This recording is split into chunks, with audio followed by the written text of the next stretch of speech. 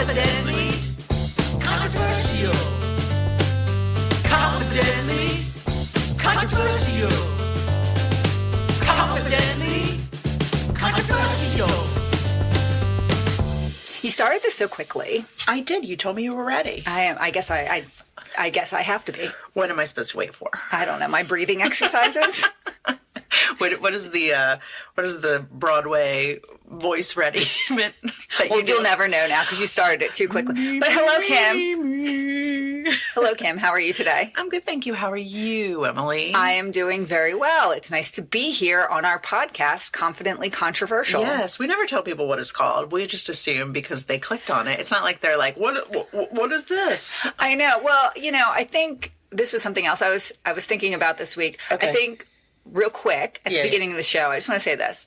You guys, many of you have clicked on this episode because you are interested in hearing us talk about the movie. Mm-hmm. And some of you guys are new to it, so you don't know what's happening right now because we're not necessarily talking about the movie yet. No. So I'm just going to give you a real brief, overview of what's about to happen. Catch the people up. I catch you up. So right now, Kim and I, we're just going to shoot the shit for I don't know, 10 minutes? Yeah, less than. A little less than 10 minutes.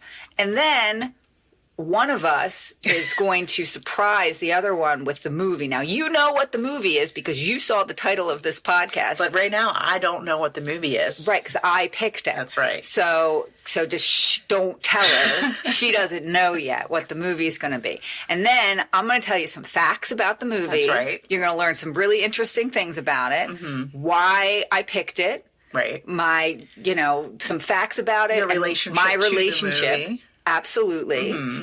And then we're going to pause the recording. That's right. Real time, people. Real time. We're going to go into Kim's living room and we're going to watch the movie. Mm-hmm. And then we're going to come back, hit record again. And immediately react to that movie. Immediately have a reaction to it. Yes, that's what's going to happen. Sure. And then we're going to talk about what we thought about it now that we're watching it again for the first time. Because this is a movie, I don't know that you've ever seen this movie. Probably not. Okay. I'm not going to talk that much about it yet. Okay. But then we're going to have a reaction. And then at the very end of this movie, we're going to do something really fun. We are. We are. Where we are going to connect this movie a la 6 Degrees of Kevin Bacon, but to our friend, Mr. Kurt Russell. Yeah. K. Russ. So you guys caught up? You know what's going to happen? You feel good? Not really, but let's get into it. Okay. So, hi. Hi. So this is the part where we shoot the shit. So Sure. Yeah, what do you want to talk about? I don't know. Orcas. Oh my gosh. So tell the people if you guys haven't been paying attention, the orcas have been in the news a lot lately because they're making their move. Now, what do you mean by they're making their move? They're getting organized. They are making plans and they are strategizing and they're coming together, coalescing to, I think, take over the world. So are you on the side of the orcas? I'm not against them. Okay. But I'm afraid of them. Yeah, I think we all should be. Yeah, you definitely should be. They're a lot bigger than us. Yes. If they get organized. And they just went through a rebrand.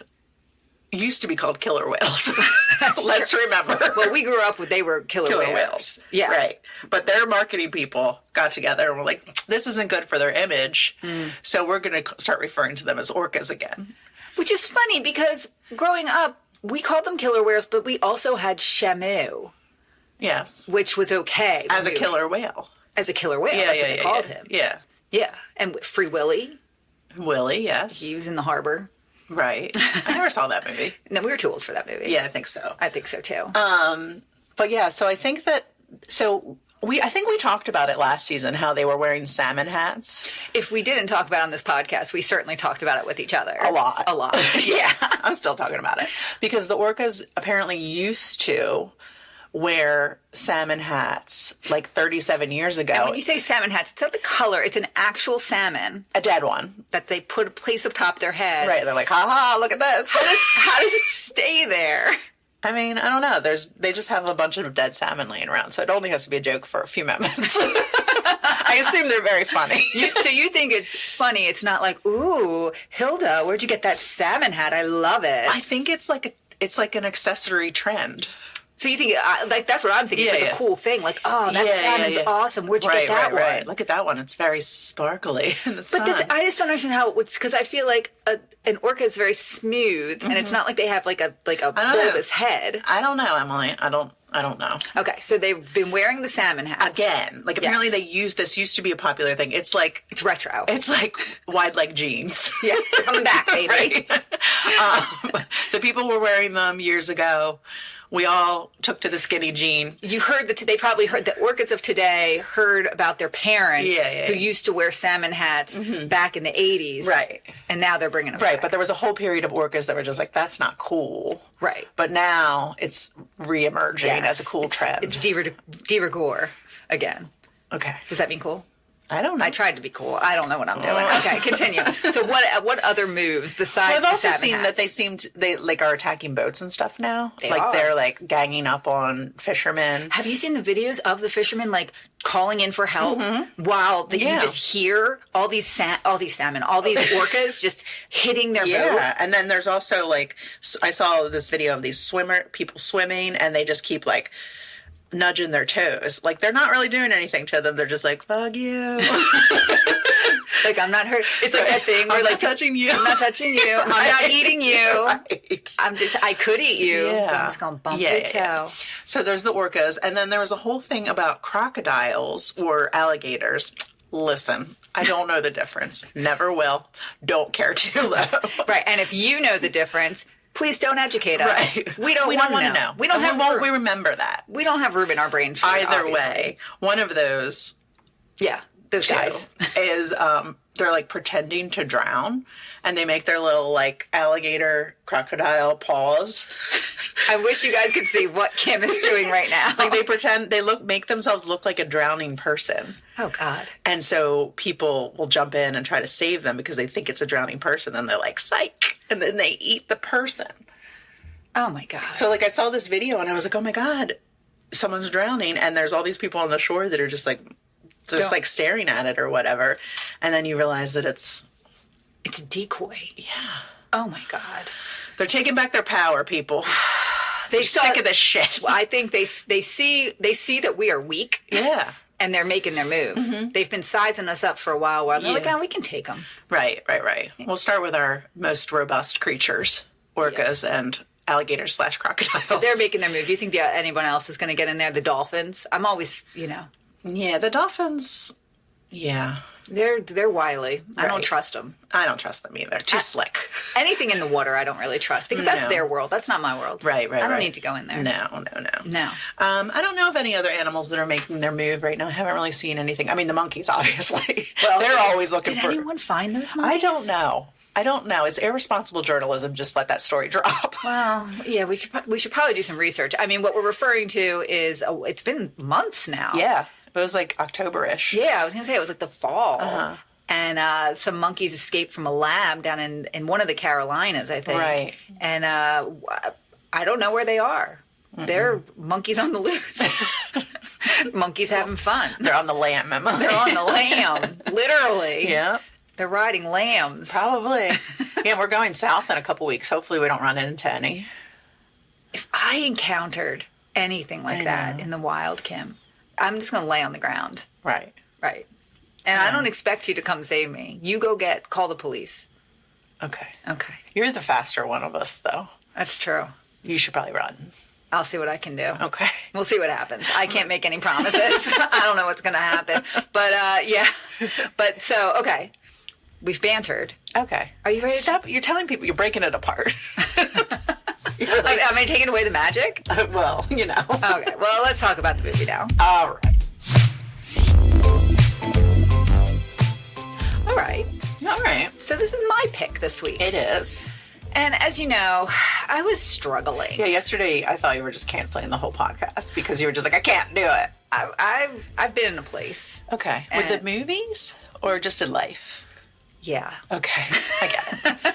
January. It's the longest January ever. Yeah. And that, I think, has influenced my choice for today. Okay. Because you know how you do the thing when you're picking a movie of like, what do I want to watch? What am I in the mood for? Yeah. How do I feel? How do I feel? And I'm looking at my list because I have a very long list of potential movies Yes. to watch for this. I'm like, I don't want to laugh. I'm not in the comedy movie mood. Okay. I need to feel. Uh-oh. I need to feel, Kim. Shit. I know. I'm sorry. Okay. And so I realized that I might need a movie that makes me cry a little bit. Oh, man. I know. Okay. And I'm sorry. If this is the first time you're listening to this, you should know that I have an aversion to being sad. I don't care for it. Yes. And this movie has been on my list. Mm-hmm. It's not a movie. I don't believe that I've seen it since I was very young. Okay. And it's one of those movies where I couldn't even remember what it was called. I just had very clear memories of a lot of the scenes in this, which were very affecting to me as a child. All right. And so I had to look up what it was, and I found it, and that's the movie that we're going to watch today. Okay. Tell me more about it. This movie is from 1984. Okay. I did not see it in the movie theater, but I watched it probably around that time when it came on TV. This was a very big movie at the time. It grossed about $35 million against a budget of $9.5 million. That's great. So it did really, really well. It was written and directed by Robert Benton. So this guy is pretty good. Okay. He's an Oscar-winning dude. He's won 3 Oscars in his life. He's been nominated over and over for things. 3 other big movies that he wrote and I don't know. He didn't direct all of them, but he wrote Kramer versus Kramer, Bonnie and Clyde, like the original Bonnie and Clyde with Warren Beatty. Yeah. Okay. And Superman, the original Superman with Christopher Reeves. Okay. So this guy's pretty good. Sure. At what he does. Sounds like it. Yeah. This movie itself is it's an Oscar movie. And that was the other thing. I thought, you know what? When this comes out, we're 2 weeks away from the Oscars. Right. Yes, it is Oscar season. And a lot of times the movies that we watch on this show are not. They are not. They're not Oscar movies. No, not even close. Not even close. So I thought, let's bring some Oscar pedigree to this here podcast. Okay. So this is an Oscar movie. It was nominated. It was nominated, and 2 people won from this movie. All right. In fact, one of the people who won for this, the speech that this person gave at the Oscars is one of the most famous Oscar speeches, of all time. Okay. And is it Sally Field? It is. Okay. Because who do we go to when we need to cry, Kim? Right. Okay. It's Sally Field, and it's her famous speech. You like me. You really like me. Right. She won, and so did Robert Benton. He wrote for the writing of this movie. But this movie also stars a lot of, has a lot of great people in it. So you got Sally Field. You have Ed Harris, who actually met the woman that he married. His wife, whose name I did not write down, is also famous. You'll recognize her. Okay. They met on this movie good for them. and got married. It also has John Malkovich is in this, and Danny Glover. Okay. And a lot of other really good people. Right. Do you know what this movie is? Is this like Norma Ray or something like that? No. What is this? This is Places in the Heart. Have you ever seen this? No. Okay. It's funny because this was rated PG. Places in the Heart? Places in the Heart. I don't feel like I've even heard of this. We watched this movie a lot when I was a kid. It must have been on TV. My mom liked this movie. It was obviously a big hit movie at the time. And it was very affecting. Okay. A lot of the scenes of it. And even as I did watch the movie trailer. And it all kind of came back to me, watching this. And I know I talk a lot on this podcast how there were some movies that were a little questionable that we were allowed to watch. And this might be the same. But I also felt wow, I feel like this was not one that parents would usually let their kids watch. Sure. But it was probably pretty good. So anyway, this movie is set in the Great Depression. Joyful. But there were...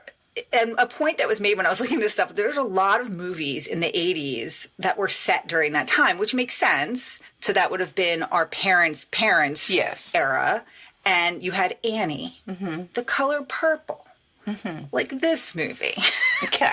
There were other ones. Okay.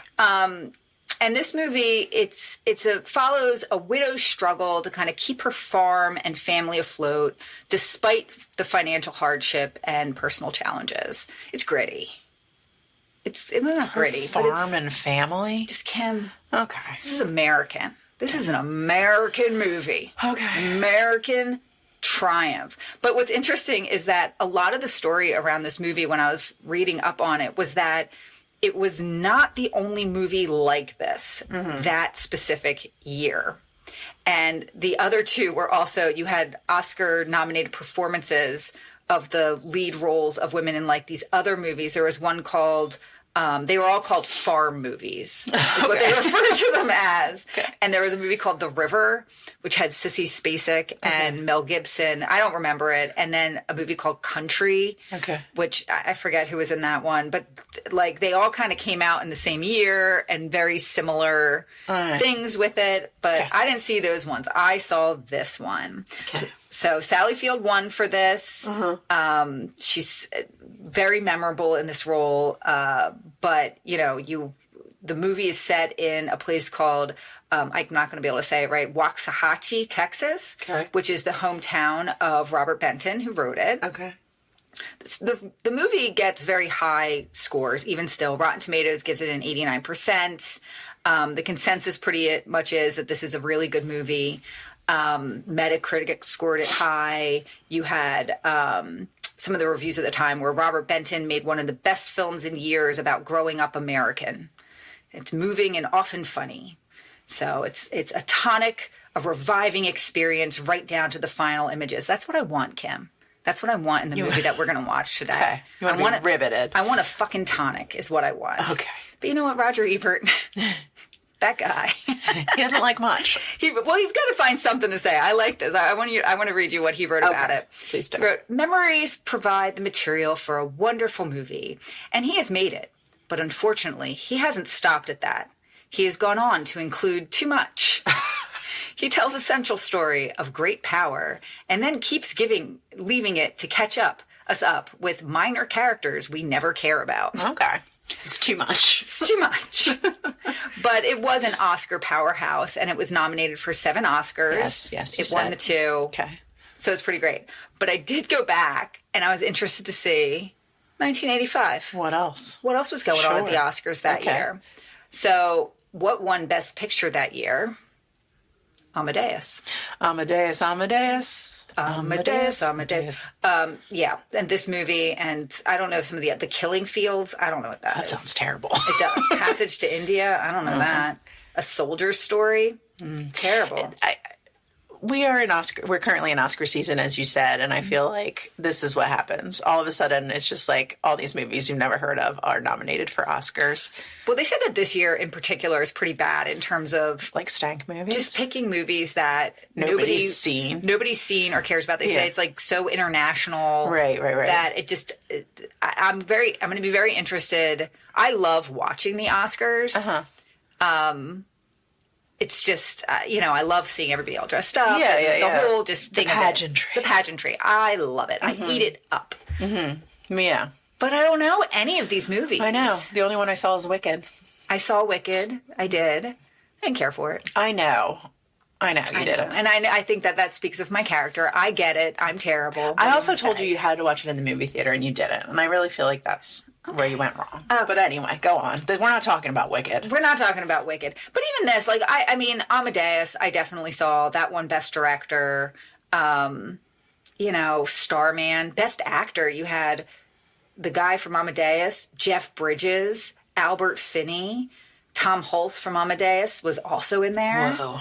Best Actress, Sally Fields got that. The other thing I liked from looking at the people who won during this time was that in the Best Original Score, so Prince won for Purple Rain that year, but he was up against the Muppets for Muppets Take Manhattan for Best Song, for Best score, like all the music in it, which hey, that's pretty tough. But he, the best song though that year was not, which was weird. It's like he won for the score, but there wasn't any specific song from that movie that was nominated that year. Really? The song, I'm going to tell you all the songs that were nominated Okay. that year, and then you're going to guess which one Okay, won. great. Okay. Yes. So, best original song, we have Ghostbusters. Okay. From Ghostbusters. Yes, obviously. By Ray Parker Jr. We have Let's Hear It For the Boy from Footloose. Sure. Footloose from Footloose. Against All Odds by Phil Collins. Oh, God. And I Just Called to Say I Love You by Stevie Wonder.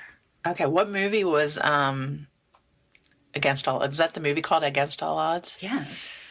There's a chance I have to take. Take a look at me now. It's a powerhouse. Yeah, I think that's the winner. It's not. I just called Good for you, Stevie. to say, which is not as good as Against All Odds. I No. mean, Jesus. 2 Against years. All Odds is amazing. Right.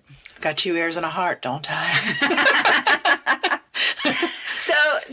So this movie, I'm going to tell you, and we'll talk about it after because I'm interested to see how you feel about it. Okay. I think it's going to be a little moving. Okay. And it's not like love moving, it's like farm moving?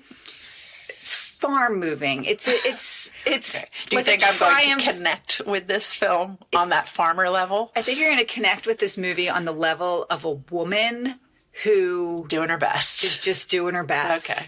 And she's against all odds. Right. And that's the chance Yes, she yeah. has to take. So take a look at her now. Yeah, absolutely. And it's Okay. fucking Sally Fields out there Okay. in a goddamn field Okay. doing what she has to do Right. for her family. Okay. And I feel that. Okay. And you watched this movie a lot as a child. Yeah, in 1984, I was not even 10. Mm-hmm. And then, so we'll say, based on how things worked back then, it probably made it to HBO a year later. Yeah, 86 or 85, 86. So I was going to be like 8 or 9 years old when I watched this. Okay. Yeah, And- guys, things were in the movie theater for a really long time, and then they took forever to come out on TV. Like, it was usually Oh, yeah. 1.5 to 2 years. Oh, yeah. There was like another movie I was looking at that I was planning on potentially doing today. And I had remembered definitely seeing it in the movies, but I couldn't figure out because it said that it was like in the movies this time, and then it was brought back to the movies this other time. So I was like, well, did I see it the first time or the second time? Right. But yeah, that's how it was back then. Things would be reissued in the movie theaters. They'd be there forever. Yeah, and then like now, I mean, I feel like you see something get released, and then like 3 weeks later, they're like, now you can watch it on your TV if you want. Oh, yeah. And that was not the case. Yeah, there's like a whole new formula for how they do things now, for sure. And like now, like I took my daughter to see Sonic 3 last night, but then literally as I was getting ready to go, I saw it advertised on TV that you could buy it and watch it on TV. Yeah. So- yeah, that one's been out for a while. Yeah, but I still like the experience of seeing something in a movie theater. Not Wicked. No, not Wicked. Wicked would have been too much for me to watch on a big screen. Oh, It's a lot happening there. there was. Okay. Yeah. A lot of So- greatness. So are you ready to go see this movie? Are you? But you guess. you don't even remember this being a movie. That No, was- I mean, I obviously know the Sally Field speech because I feel like I talk about too much. I remember that. And, but honestly, I don't really remember anything about this movie at all. Like, I couldn't tell you.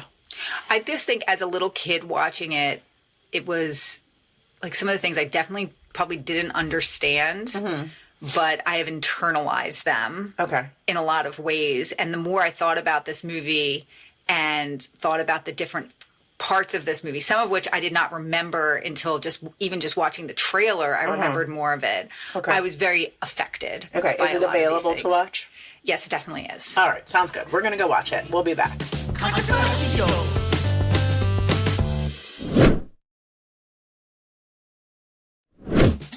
Confidently controversial. Okay. We're back. How you feeling about this movie, Kim? Well, not good, Emily. Not good at all, honestly. Why don't you feel good about it? Well, first of all, Get close to the mic. I don't think it was a very good movie. No? No. Why? What was it about? What was it about? Kim, where do I even start? At the beginning. Okay. So this movie, I didn't think was very good. I didn't get as emotional as you did. throughout the film. I found this movie very touching. You did. You cried pretty much the whole time. No, I did not. Pretty much the whole time. No, I didn't. And also, you've brought themes to the podcast that are very dark. And it's very sad. And I just don't understand what you're thinking. Okay. This is a comedy podcast. This is supposed to be funny. Stop it. Okay. I see what's happening here. What? You don't like to be sad, and I brought it to your home. I'm not sad. I don't think you want to let yourself feel. I'm not sad. I don't feel sad. I didn't feel sad. When I looked over and saw you crying, I was shocked. I was like, wait a second. Are you, for a second, I was like, oh my God, I'm going to have to pause the movie and we're going to have some sort of like friendship talk because she's crying about something else. I really did. I was just like, oh no, this can't possibly be about this movie. Like, oh, God damn it. A friendship talk. No, I really did. Like, I wasn't clear why you were crying. And then I realized it was the movie. A little relieved, but also... Okay, I don't understand why you think this is a bad movie. Well, I don't think it's bad. I just don't understand, like, it's just not a theme that I would ever be like, oh, I would love to watch a movie about cotton picking in the 1930s Depression. Can I remind you that there were 3 Oscar-nominated films that were pretty much about the same thing in the same year. So were they Oscar-nominated or they just came out that year? All 3 of, like, the leads, I believe, were nominated for Oscars, but Sally Field won. Okay. Probably because her name was Field and everyone liked farms then. Sure. Everyone was like, we get it. I mean, it's just one of those movies that just shows a little slice of Americana. Uh-huh. And shows you what it was like, maybe perhaps, to be alive in that time period. Uh-huh. And I thought it was a good movie. So this is the 1930s. It's supposed to be the 1930s in the Depression. In Texas. And then there's this woman, and her name is Mrs. something. Miss Spaulding. Miss Spaulding, even though her husband's last name is Royce. No, her husband's first name was Royce. Oh. Yeah.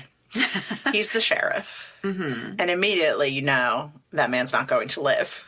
No, he dies pretty quick in this movie. They do some real good foreshadowing. Yeah, that guy's dead within the first 5 minutes of the film. Yes. And, like, even before they start talking in this movie, there's gunshots. Yeah.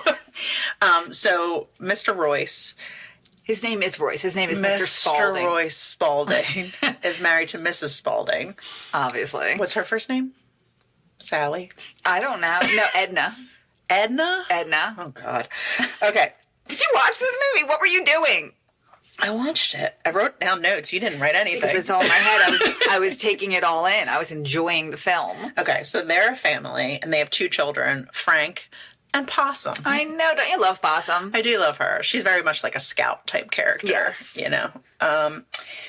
And he's the sheriff. I said that. You did. She's not a very good cook. Why did you say that? She says it. Okay, well, she does okay. She admits it. Well, then they come to the house. No. Okay, go ahead. And then you're taking a long time to talk about her cooking. They come to the house, and he's got to go because there's something going on. Probably has to do with these gunshots we keep hearing. Yes, it does, as a matter of fact, because there's a kid. He's got to be, he is like a kid. Yeah. Like a teen. Like maybe 14 years old. Out on the railroad tracks, African-American child, and he's shooting a gun. He's drunk and shooting a gun. And they don't necessarily, when they start talking to each other, and Royce knows who he is. Yeah. And he's basically like, you're drunk. Right. Like, put that gun down. You shouldn't have that gun. Yeah. And it wasn't even like he's angrily saying, he's like, you're going to put it down. Yeah, I think it's very much like maybe something that happens, or like this kid just gets a little tipsy sometimes. I don't know. But he was like shooting bottles in the air. Like, it was harmless. Yeah, he wasn't threatening anyone. No. He was just out there, you know. Except for the fact that he had a gun. Right. And he's drunk. But then he drunkenly shoots the sheriff. He accidentally shoots the sheriff right in the chest, and the sheriff goes down immediately. It's not he even gets like shot in the tummy, and everyone knows a tummy shot is the killer. Yeah, you're done. Yeah. And they don't take him to a hospital, Kim. Where do they take him? They take him to his dining room table. Yeah, they pretty much are like, here's your dead husband. We're going to put him right on this table. Yeah, so they take him to the house, and then her sister comes over and cleans him. Yes. Now, that's one of those scenes that is burned into my memory. The sister cleaning him? Of them having, like, him being on their kitchen table and just having to clean him up for his funeral. Right. I guess, like, they didn't have funeral parlors back then. It just moved real quick. Yeah, it was really quick. So they kind of contrast that with so what right after he gets killed, like within, you got family coming to her house. Right. And that same day, these like good old boys and all these trucks come by, and they don't, like, in the filmmaking of it, I feel like they don't. You don't see it. You see it, but you don't see it. Well, you see once they happened. stop that this like gang of men has been dragging the body of the boy who shot the sheriff behind the truck and killed him. And then we later see that kid hanging from a tree. Yeah. And his friends and family have to come and get him and bury him and everything like that. And so they kind of contrast that funeral of Royce with the funeral of this boy. Right. Who and I think they really do go out of their way to show that the boy, his name's Wiley. Wiley. He just messed up. Yeah, you can tell. I mean, and you know immediately that this kid is going to shoot this guy. Like, you just know. Yeah. It's not going to be good. It's not going to be good. So the husband dies. He's the breadwinner of the family. Sally Field doesn't even know how to write a check. She can't cook. She can't write a check. She's really, what does she do? Yeah. So she's all alone, and turns out, while the dad was providing for the family, they really only have like $100 in their bank account. So immediately, within days, the bank comes and is like, look, we're probably going to just take your house, right? And she's like, no, I'm good. And they're like, no, but you just don't have enough money. And so don't even try. Right. There's an immediate place of, stress put upon her because she's got 2 kids and she wants to keep her house and she has no skills. But I think that whole part nowadays, just think of all the social services, everything that you have that would help to keep things. Yeah, but even still, I mean, I feel like people do that. Like, immediately the guy's like, well, these days, you're in these kind of troubles, you're just going to have to split up your family. So I know you have family in Oklahoma, you can send one of your kids there. And then you got a sister in town, so you and the other kid can go live with your sister. Right. You choose. Yeah, like the bank guy's got it all figured out for her. Yeah. Because they want the house, and basically the same thing's happening. They're like just preying on people who are in bad positions. But then what I think about it is, what are they going to do with it? I guess it's just an asset now that they just have. Yes. But then I just think to myself, well, isn't something better than nothing? Like, she can give them something. They could renegotiate That's not the way the loan. banks work, Emily. I hate all the stuff. Okay. And then, so she is like, no way. You're not taking my family. And then at the same time, there is this man, Moses Hadnot. Yeah. Who is Danny Glover. Yes, that is him. And he comes by looking for work at Sally Field's house. And she's like, I really can't give you any work. Like, I don't have any money. I'll make you a meal, but I can't give you any work. Yeah. But then somehow he's like chopping wood for her and like he's going to fix the fence. And then they start talking and he's like, you have some decent land out here. We could farm cotton on this land. And he like lays out the whole plan. And he's clearly very skilled in this area and understands how the business works. Like, really well. Knows. Like, to the point where at a certain point, he's not even allowed in he's not allowed in the room because he's African American, and she has to go in and have like the money talks with the guy to sell the cotton. But even before that, when he's like, you can do this at first she's like, no, I don't, I'm not doing that. That's too much. That's a dumb idea. Right. But then after she talks to the bank and she just kind of realizes, she's like, all right, like, this is really my only choice. Right. She tries to get a job with her sister, who's a hairstylist, and her sister's just basically like, I don't really even have enough customers for myself to keep myself afloat. And you kind of get the idea from the sister that, like, she's the one who's making the money for her family. Like, I don't know that's a whole side plot. Right. Well, yeah, and we can talk about that, but she does insinuate that the money she makes her husband's just going to, like, shit away anyway. Yeah. So. Yeah, she's the responsible one in her little relationship. Right. But I didn't... But poor Sally Fields goes there and tries to work there. She tells the bank guy she's going to open a little shop in her house. And the bank guy's like, well, that's a dumb idea. Right. You're stupid. She's like, I know. I thought I'd try something there. And then, so Moses, she goes back and her and Moses work it out and they're going to do this thing. They're going to do it. But you find out quickly. So I guess the way it works is you got to go to the cotton gin dude. Obviously. Who invented the cotton gin? Eli Whitney. I'm glad we learned that in school. It's very useful these days. Seriously, I know. I will know that for the rest of my goddamn life. Well, I thought you'd enjoy bringing that little bit of knowledge. So stupid. I know. It's true. It's true. But anyway, anyway, so you have to go to the cotton gin guy, and part of the deal with being a cotton gin guy is you get to keep the seed a lot of the time. That's part of the payment. Part of the seed. So, but you got to go to the cotton gin guy and buy the seed first. So she goes, and as is the way with being a woman sometimes, immediately you're taken advantage of. That's correct. So she goes to buy, she gets her $15 to buy so much seed with $15. It's crazy. Yes. But immediately the guy starts giving her the bad seed. And gross. I know. You know what I'm saying. And Mose kind of whispers to her, he's giving you the wrong thing. Right. Go tell him. Yeah. And she does, but the guy at the cotton gin kind of sees what's going on. Right. That really it's Mose that's running the operation. About. Yeah. Right. So he gives her the right seed, and they go to work doing this thing, and it's happening. They do it. Yeah, they plant all their acres, 30 of them. I think. And it's one of those things where they got a plow on the back of a freaking mule. Yeah, it's legit farm. Can you imagine that kind of work? No, can you imagine tomorrow? You're just regular today. Just a regular lady. Regular lady. And then all of a sudden, something bad happens and you're out there and you're just well, kids, I guess we have to do this farm. Yeah, we weren't farmers before. Let's do farm. We're going to farm now. Right. For real farm. Right. Yeah, and they do it. But meanwhile, it's still not going to be enough, because in the midst of all this, you find out that the cost of cotton is crashing, because this is the Great Depression. Mm-hmm. So she's not, even if she gets all the cotton, it's not not going to be enough to save the house. No. But then I also think to myself, okay, you save your house, but what are you eating? Right. The food never seems to be a problem. Well, they do have cows and chickens. Yes, and she bakes a lot of cornbreads. Sure. Maybe she barters. Maybe they grow other things there. Maybe, but they always do seem to have plenty of food. Right. And she seems to that's initially how she kind of pays Mose. Yeah. In dinner and breakfast. But maybe that's what they were just using their farm for before, where it was just a homestead or a regular farm. Yeah. Just keeping ourselves alive. And it probably wasn't even considered a farm. It was probably just what you did. It was probably just how life was.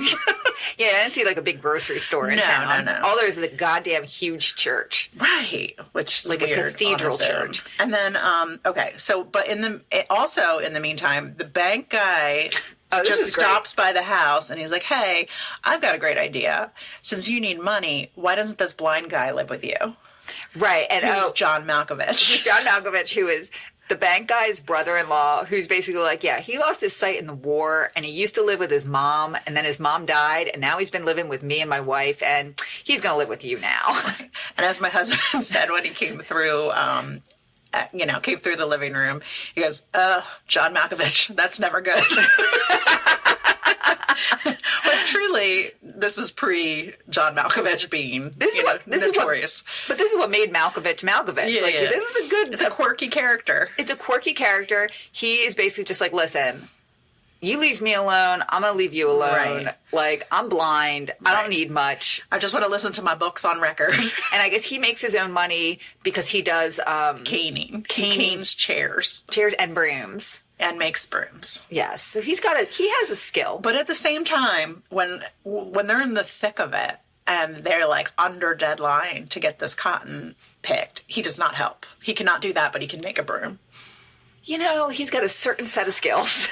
At the same time, though, the cotton's soft. You would know how to pick it. Okay. In defense of Mr. Will. Okay. He starts cooking for everyone. That's true. So that the mom, Sally Fields, she's just spending day and night breaking her back out in the field. Yes. And so he earns his keep. He's making everybody dinner. Okay. And then they fall in love? I don't know. I wanted her to fall in love with Mose. I felt it's not that kind of movie, Kim. I know, but that's breaking too many barriers there. I thought that they would have fallen in love.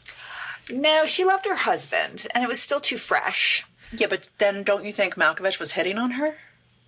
be like, what do you look like? Malkovich was kind of falling in love. And you know what? Honestly, he's earning his own keep. She's got no prospects. And she was kind of flirting. She was. Because he was like, what do you look like? And she was like, I am hot. No, she wasn't. She's like, I got buck teeth. But she didn't. She says, she's like, my teeth stick out. I would be like, no, they don't, Sally Field. We can see you. We're not Mr. Will. Right. We can see. Right. So, and she says she has blonde hair, which I don't really think she has blonde hair either. She did have a perm. Yeah, and it was like a light reddish color. Yeah, she has naturally dark brown hair. They probably lightened it up a few shades, and they gave her a perm, and they're like, good to go. But she was like, I'm kind of pretty. She is pretty. I mean, she's I know, Sally but she freaking said, Field. if someone asks you to describe yourself right now, do you think you'd be like, I'm beautiful, I'm pretty? Oh, absolutely. No. Ask me. Emily, I'm blind. What do you look like? Kim, I am so beautiful. Well, that's nice. Can I touch your face? Never. Don't ever touch me. Okay, so that's their story. But in the middle of all this, there is a goddamn tornado. Oh yeah, there's a tornado, and that is this movie part is a core memory of mine because they're all just like about their day and a storm's hitting, but it is the windiest thing ever. And so that's what a tornado is. Well, it's coming on. It's building. And they're still outside just living life regular in the windstorm. Like the kids are fully on the playground in the windstorm. Yeah. Until finally someone's like, you should come inside. Yeah. Well, so then you got like these little houses and all these people are just going and hiding in the house. And the son, Frank, just takes off to go. He was at school, but he's like, no, I'm going to go and try and get home.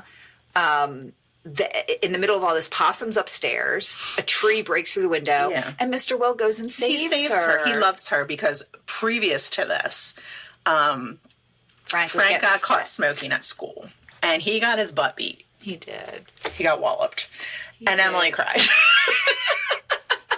You leave me alone. You're being so mean to me. Not. Can I have a feeling? You can. I'm just worried, honestly. I look over and this kid's getting spanked. You don't even see him get spanked. You just hear him get spanked. And for smoking, which if you're going to get spanked, it's for smoking at 11 or 9. Sure. And Emily's just like, I was not. Like, literally, a single tear went down my face. He was like, what, are you crying? Are you crying now? Why are you crying? I don't understand why you're crying, Emily. You're so mean about it. Because I thought you were having a crisis. If you actually, in your heart, thought I was having a crisis, you're so mean to me. That's even worse. Oh, my God. No. That was even worse. That's how you treated me when you thought I was having a crisis. Guys, I think we're going to have to go. What are you crying? You're crying right now. I'm laughing. Are you? Let the people decide. Oh, man, we're going to fight today. No. Oh, my God. All right, so then the tornado comes, and they have to go in their little, like, storm shelter. Yeah, which is like a hole in the ground. Yeah, and every building is just breaking. Yes, the school gets torn apart. And then that's when, okay, so then let's talk about... Side quest. Okay. So you have Ed Harris. Yeah, you do. And he is married to Mrs. Spaulding's sister, Margaret. Yes. And Margaret owns the beauty salon. Mm-hmm. And we immediately find out that he's stepping out on his wife with a lady called Violet.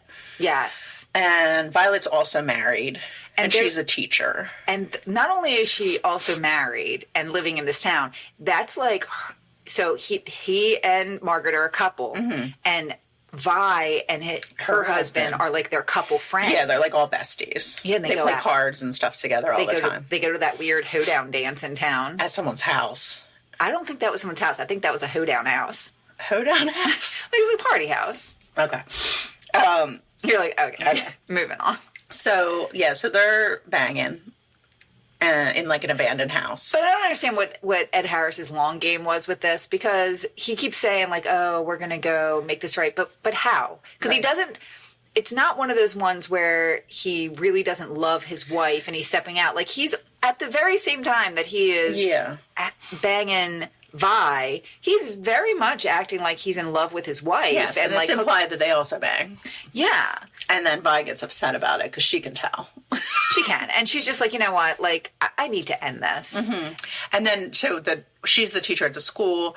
They find her in the closet with all the kids. She, like, saved all the kids. Her husband runs to the school immediately, opens the closet. There she is. And she's just, like, fully in shock. And she's like, we need to move. And I get it, Vi. And first of all, look at this man who you see this man sprint across rubble to get to her. But then also, Ed Harris is there. He also came to check on her. But I know. But I'm just saying. But I thought they were going to move to, like, New York City or someplace like that. They just moved to Dallas. Well, that's like the New York City of the South. It's the New York City of Texas. Which is probably not true at all. But you know what? It feels that way. I've never been there. Okay. So that storyline, they leave town and... So when they come over to play cards... the wife figures it out right away. She sees what's going on, and she confronts Ed Harris immediately. Yeah, and she's like, we're done. And you know what? Good for her. Good for her. She was nominated for Best Supporting Actress. Oh, she was? Movie. She did good. She was great in this movie. I liked her character a lot, and I liked how she was just like, listen, like, I make money here. I make enough to take care of me and our daughter. I really don't need you. Right. So you can just go. Okay. So back to the cotton. Back to the cotton. So the cotton's all bloomed.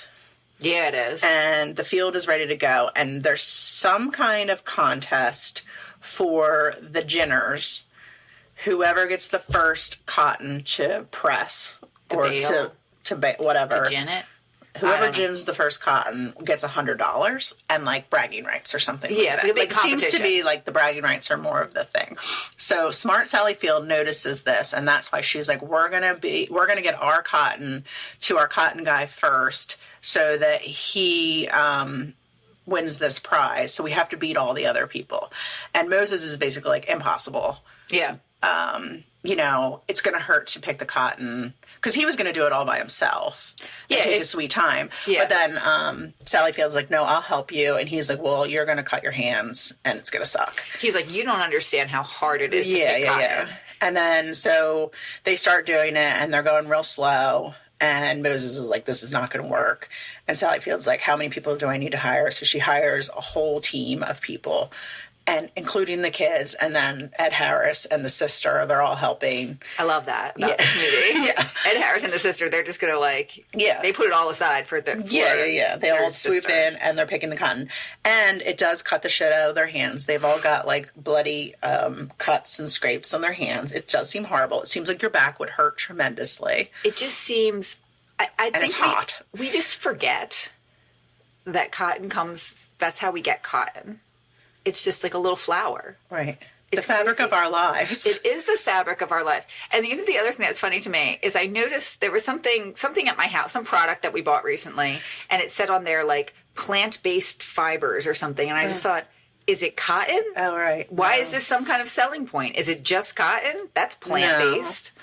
Probably some other plant. Otherwise, they would say cotton. Okay. It's just crazy, like, how hard it looks. Yeah. Picking cotton. So she is like, I'm going to hire these people. I'll pay them from what I get on the reward or on the payment. And then, she's kind of like leveraging herself right and left here to be able to afford this. They go to the cotton gin. They get it all. They're like, done. We picked it all. We're good. And she also drove a real hard bargain. But again, the cotton gin guy, who's a real asshole, he can tell that she's kind of... Green. It's not her. Yeah. It's Mose who knows everything, and he's the one who's kind of driving things. And she gets a really good deal. Like, she gets higher than what market price. Yeah, higher than market price. Because she also knows that this guy's trying to win the prize, and he has always won the prize, and she kind of knows that if they don't sell their cotton to him, he's missing out on this chance. So she, like, negotiates and bargains, and she gets 3.5 cents a pound. Yeah, really, without Mose. 3.75 cents. Because those are Mose, like, you have to at least get 3.25. Yeah, something like that. So she gets a good price for it. They get the money and can kind of start moving forward with their lives. Like, she's, like, making all these plans. She's like, we can buy a farm and we can get a tractor and we can plant more and we can do all this stuff. So, they are making progress to, grow the farm. Yeah. And it also looks like you saw, like when they were at the house, they have all these signs on the side of the house. Like they're selling their milk, they're selling their vegetables. Yeah. She's really scrapping it up. But you kind of get the idea at the end that they're going to be okay. Mm-hmm. Like she's figured it out. She's figured out how to work this farm, and it's going to be a hard life, but she's going to do it. Yes. Yeah. Except that she's at the dance. Yes, everybody's at she's at the dance, and Harris and Margaret are at the dance. Frank's at the dance because Frank, the son, he dances with his mom. Again, Emily cried. It was sweet. Okay. Kim, I don't know what's happening with you. I thought we would be more in sync with this, but I guess not. Okay. Okay. I'm sorry. I love you. So while they're at the dance, Mr. Will and Moses are at home, and Mr. Will, he's blind, and so he's got really good hearing, and he's like, I think I hear something. He was. That's the thing, Emily. Is that how it really works, though? One of your other senses gets heightened. That's what they say, right? That's what they say. Mm-hmm. So anyway... And he was a military guy, and they do say he was like a hero. Like he did well in war. Good job, Mr. Will. Mr. Will used to be real good at war. Yes. So he's like, I hear something, and Moses is like, it's fine. And then he's like, no, I hear something. So Moses goes out into the yard, and he's like, oh, the light's on in the barn, and he goes to the barn, and who's there? The clan. Because you know what? I'm going to tell you, apparently white men don't like it when you have a black man who's got business sense. Right. So these 6 local men had to come in their Ku Klux Klan outfits, Emily. Kim's so mad at me that she has to talk about this. They have to sneak in and they beat up Mose. And then, for basically meddling in the business. And Mr. Will obviously hears the struggle, and he finds the gun of the sheriff who's passed away, and he comes outside via what is a very smart contraption that they've set up for Mr. You love Will. this. I do. They have basically like ropes hanging outside, like clothesline outside, so Mr. Will can track down the ropes and get to where he needs to get out in the yard, so he can follow a path, which is really smart and really thoughtful. Good for those people to think of that for Mr. Will. Well, I think what you see with Mr. Will is that maybe when he was living with his mom and with his brother-in-law and sister, he wasn't able to be independent. Right. And he just kind of had a very small world. Yeah. But now that he's living here, his world's kind of expanded. Sure. And he's outside the house. He's cooking green beans. He's very much more independent, and he's happy. He's found almost like a family there. Yes. So, and he's obviously in love with Sally Field. Do you think they end up getting together? I guess. I don't know, because how this movie ends just doesn't tell you anything. Right. So Mr. Will shoots the gun at the Ku Klux Klan? I don't know, and I don't care to Ku or know. Klu? I think Ku. Okay. So he shoots the gun at him. They quickly realize that he's only shooting at the sounds of their voice, so they start tricking him and throwing stuff out into the distance, and then he uses all his bullets on. But doesn't it remind you of the beginning part when you had the kid who's just kind of drunk and the gun's going off? It's very similar to that. Yeah. Except it's like role reversal almost, I guess. Maybe. I don't know. Okay. Yes. A lot of blind gun shooting is what I'm saying. Yes. And then what really stops them from continuing their attack is that because Mr. Will only hears and doesn't see, he knows them by the sounds of their voices. Right. He could immediately identify that, one of them is this person, one of them's that person, one of them's this person, all probably prominent people in the town. Mm-hmm. So he starts identifying them, and they're like, holy shit, we gotta go. Yeah. So that's what ends up saving Mose, really, is Mr. Will being able to identify them. But they basically are just like, listen, we're not done here. Yeah. You can't do this stuff to us. Yeah. So we don't want you. We're going to kill you eventually. Yeah. So immediately Mose is like, well, I got to leave town. Yeah. And then he kind of gives some gifts to Mrs. Spaulding. Yeah, he makes a doll for Possum and gives his lucky rabbit foot to Frank, because in the very beginning, Frank is rocking a rocking chair with no one in it, which is really bad luck. I'm glad to have learned that. Did you know that? Never heard it. I didn't know that. And another thing I learned from this movie is that, so when you first see him out and in the barn, he's hammering a horseshoe onto the thing. Luck for luck. So there's another horseshoe that's on the thing, on the wall a little ways down. The horseshoe that's on the wall a little ways down is pointed toe up. So like the little ends of the horseshoe are pointed down. That is the bad luck way to do it. The way that he's doing it on the door is the good luck with way. the toe down, because then that keeps all the luck in, is what I learned. Okay. Now, the funny thing about that is I was doing my research for it, and I have a horseshoe in my house that I got from the Kentucky Derby, and it's hanging above a threshold in my house, and I actually had to get up from my computer and go Turn it see. around. No, I had to make sure, but we did it the right way. Oh, good. And it's funny because I vaguely remembered when we hung it up, my husband being like, no, there's a certain way we have to do it. And he looked it up. So I'm really glad that we did. Thanks for all that luck, Alex. Yes, thank you. So yeah, he gives him the lucky rabbit's foot, and he gives her like a handkerchief that was his mom's. Yes. So then the final scene, we're at the final scene of the movie, and they're in church, but not the same. It doesn't look like the big church. It looks like a small church. We see Violet leaving town, and they pass the church, but inside the church is Sally Field and her sister's holding hands with her husband again. Yeah. But then we move, and they take communion. And they have this thing that's basically like a round gold tray that holds dozens of little tiny shot glasses so that they can take their, what is that called? Wine. I know. What's it called in church? What are they called in church? Well, the host is the bread part. This would be the blood of Christ. So they can take the blood of Christ out of a little shot glass from this cool little gold tray. Yeah, it's pretty great. They pass it all around. Yeah. And it seems so convenient. Nobody has to get up. No, everybody likes it. But then what you see as they're passing it around is that everyone is there. It's just like the end scene. It's not real. They're in some sort of fantasy place because now Mose is there. Yeah. And he had already left before. And so you're like, okay, well, that's weird. And then they keep going, and you see that sitting next to Sally Field is her husband that was killed. Right. And then next to Sally Field's husband is the little boy that shot him. And that's like the last shot is the two of them kind of like sitting there. But I don't understand what that symbolizes.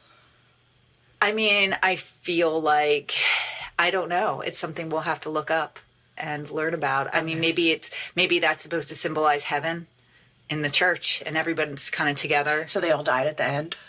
Is that what you're saying? No, I think symbolically it's like maybe they all together. Actually died in that tornado and... Stop. You need to stop. And the other part was just someone's dream before they died. And they were in a coma. Okay. That's not what happened.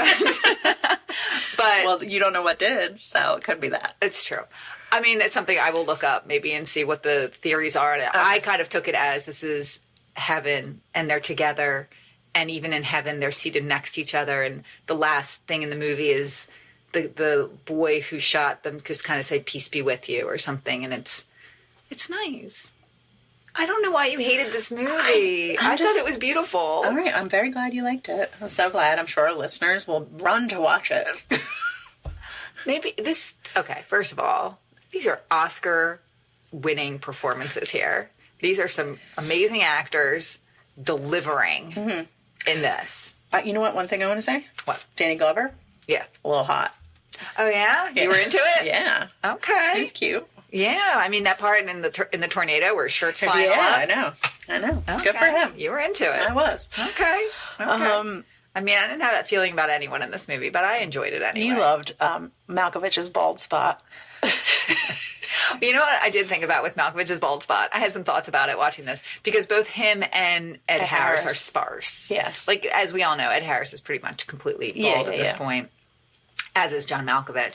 But nowadays, men who are in Hollywood would not be seen in that way. Like men in Hollywood, they go get some plugs. Like Travolta.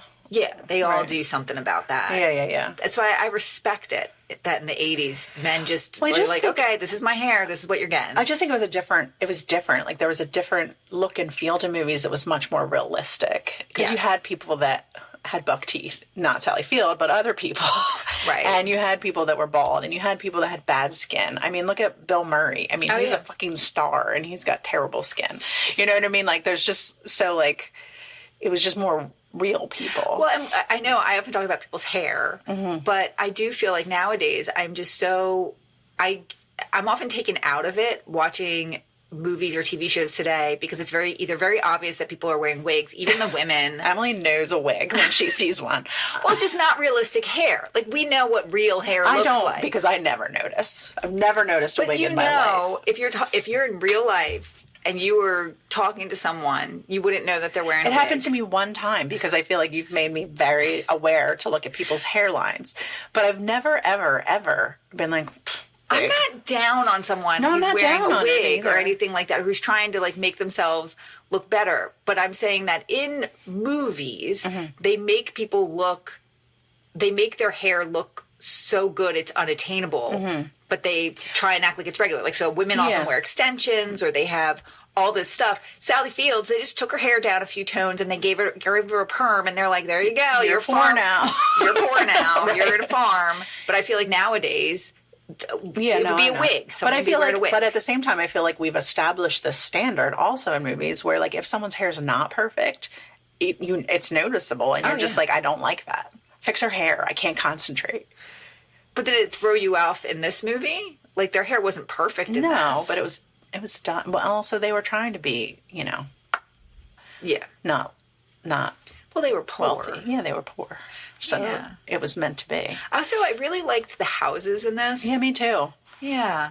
Because they weren't, like, they seemed very authentic of that I don't know. thing, you know? I don't know about architecture of the 1930s. Right. As I said to Cam, I was like, this is what Disney Main Street is trying to be. This is exactly the era that they want to be. It's a lot more clean. Less depression, more happiness. But, like, this is if the depression wasn't so depressed. Okay. It would be Main Street and Disney. All right. I think we need to wrap it up. Okay. Well, what else do you have to say this about this movie? The last thing I want to say is I'm really glad that I watched it again. I think it's a really good movie. And if you want to watch, like, just like a good movie from back in the day that maybe you never heard of, and maybe you like farm, you should watch this. What's your last thing you want to say? I don't have anything nice to say, so I'm not going to say anything at all. Oh, for God's sake. You want to hear how this movie connects to... Yes. Did you do your research? Let's just go to the segment. Okay, Emily. Well, first of all, Kim, we both know that I didn't do my homework. We both know. But I made you do my homework, so why don't you go ahead and say it? Oh, this was a trick. This was a trick. I'm not going to take credit when you did the homework and I didn't. I forgot, okay? Well, Teacher, I forgot to do my homework. Okay. So, you know Danny Glover, the aforementioned hot guy in this movie. Yeah, your new boyfriend? Yes. He was in the Lethal Weapon franchise. The Lethal Weapon franchise. Famously. With Mr. Mel Gibson. Oh, yeah, that guy. Who was in one of the other farm movies. Right. Crazy. Right. However, that is not what we're talking about. We're talking about the fact that Mel Gibson was also in a movie made in 1988, an American romantic crime film with Mel Gibson, Michelle Pfeiffer, and Kurt Russell. What's it called? It's called Tequila Sunrise. Oh, I've heard of that. Yeah, I feel like I have too. Kurt Russell looks smarmy in it. I'll take it. But I like it. Yeah, I like it too. Yeah, so that's how they connect. Okay. Glover to Gibson to Russell. Okay.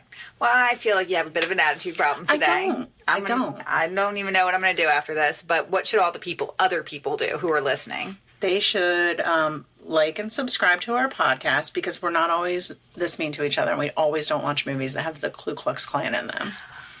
Kim, we don't. But I'm just saying, what if this is the first one they watched? Listen to. Well, why would they be against it? It happened. It's part of the movie. I think they handled it well in this movie. All right, next.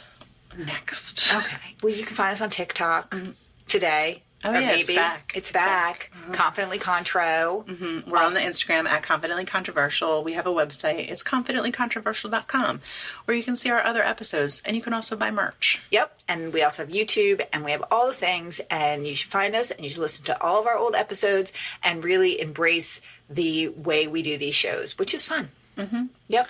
And also, there's one more thing. Yeah, what? I think that if you are blind, Yes. you should Cook. be confident. Yeah.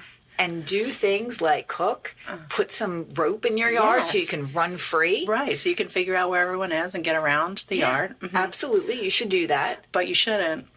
Be controversial and ask to touch a lady's face. Right. He didn't, but it was implied. It was going to be coming. Yeah, it was He was going to touch her face and a whole lot more. Oh, man. Okay. We're wrapping this up. All right. Well, thank you guys for listening.